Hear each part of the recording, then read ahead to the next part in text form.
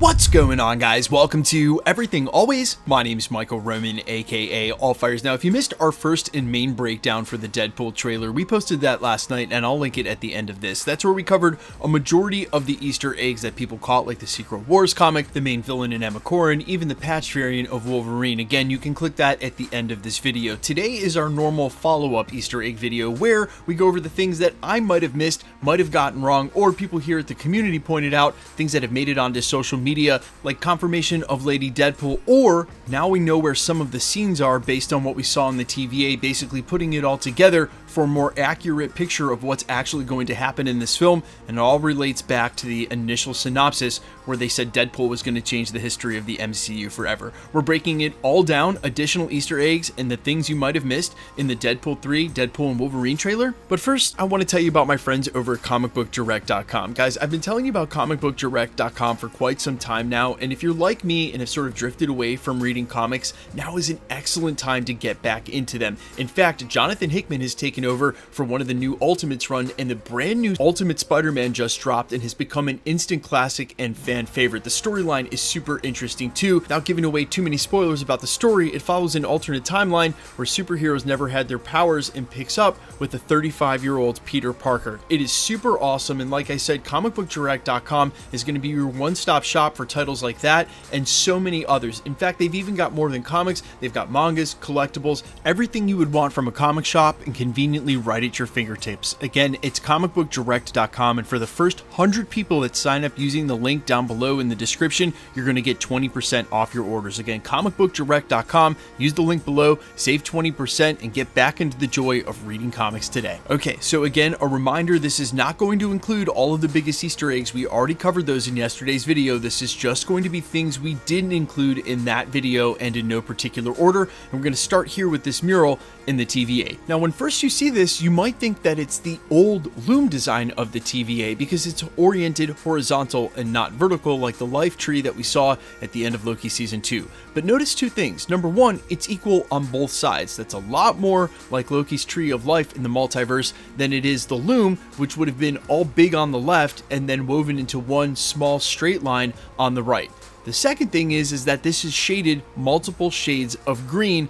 Again, a lot more like the color of the multiverse we saw after Loki took his place on the throne at the end of Loki season 2. So it is safe to assume from this information that Deadpool is taking place after those events.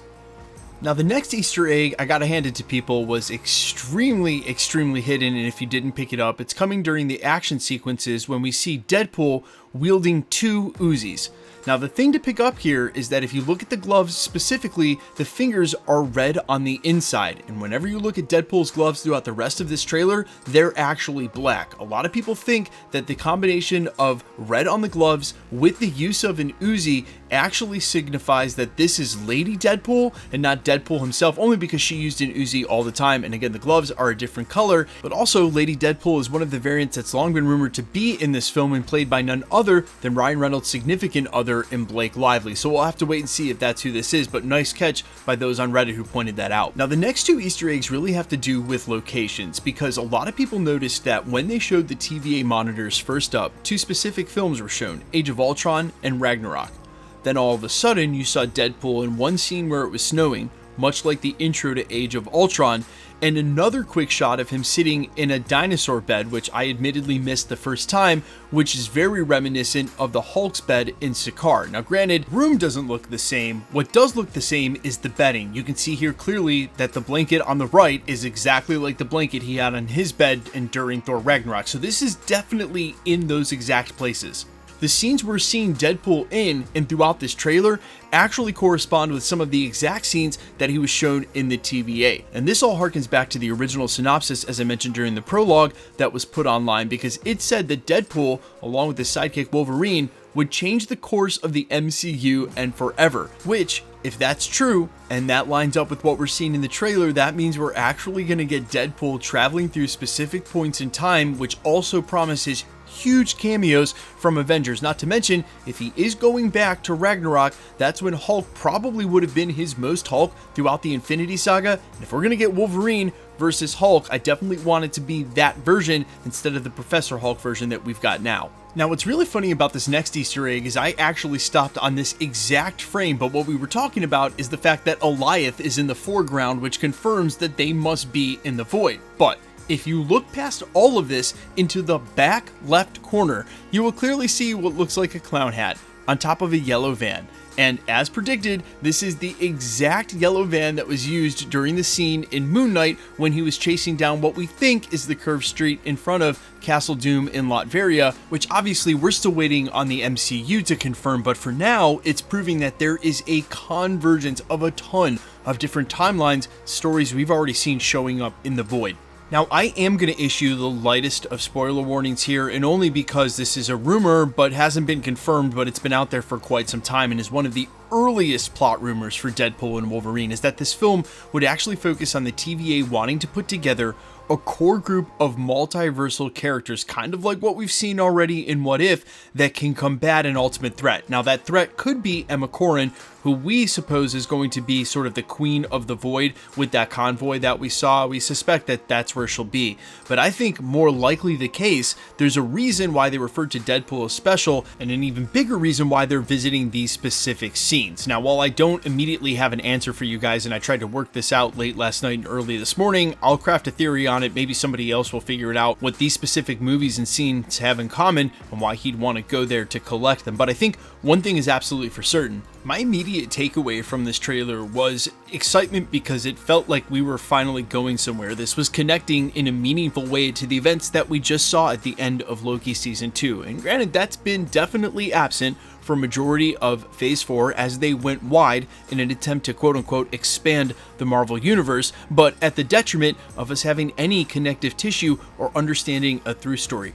I suspect that this film is going to be what it's been rumored to be the whole time, and that is a major stepping stone towards Secret Wars, either establishing the reason they're putting this team together or even more so, fleshing out the big bad. And the reason I bring all of this up is only because you have to imagine that if this is a major stepping stone to Secret Wars, that we might come out of this film knowing a lot more about where we're headed and say in terms of a villain, which made me always scratch my head and wonder if we weren't going to see a Kang variant somewhere in this film. Well, given all that's transpired, I think it's confirmed we will not see Kang. But the Easter eggs that were in here, say the mislead with the Marauder that sort of looked like Doom, or the fact that they used a Secret Wars comic book that had Doom on the cover, and now referencing that one scene that might have been Latveria, I'm really beginning to wonder if this movie won't actually introduce Doctor Doom. I know it seems crazy, but it also seems like it's all adding to that, and Kang is nowhere to be found. You guys let me know all your thoughts though down below. A, did you catch any of this? Are there still Easter eggs that I am missing